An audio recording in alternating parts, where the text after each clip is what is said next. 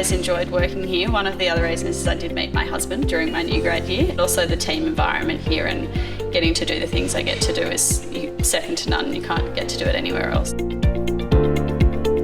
fact I can triage out here, cannulate, venipuncture, IDCs, SPCs, you name it, we can do it out here. I'm a ward nurse generally, but obviously in a small rural facility I'm also an accident emergency nurse. When there's a trauma or there's a need for it. I also do community nursing. We also have dialysis here at this facility, so I've also done dialysis nursing.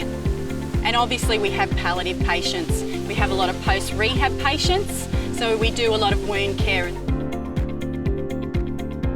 The variety is one of the things I enjoy the most about working here. You have aged care, you have emergency, and you have your normal everyday ward work.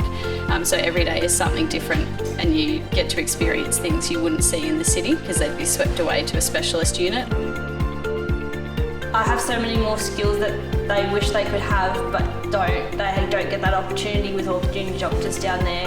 My role is virtual outreach support to the nursing staff in the district, education sessions through the video conference with support the staff because they may have a question about a medication or a procedure. For this month in May we have approximately 100 virtual sessions offered.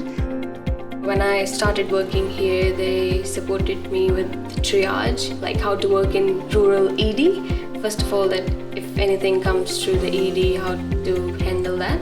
I've done some vaccination course and we did our ALS here, that's Advanced Life Support. If something happens, we can administer drugs.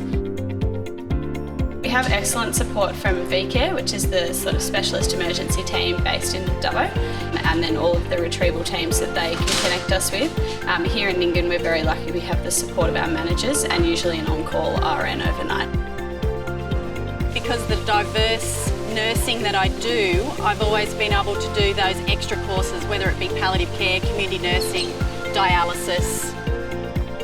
We're using this technology and this education to improve, help our nurses, support our nurses.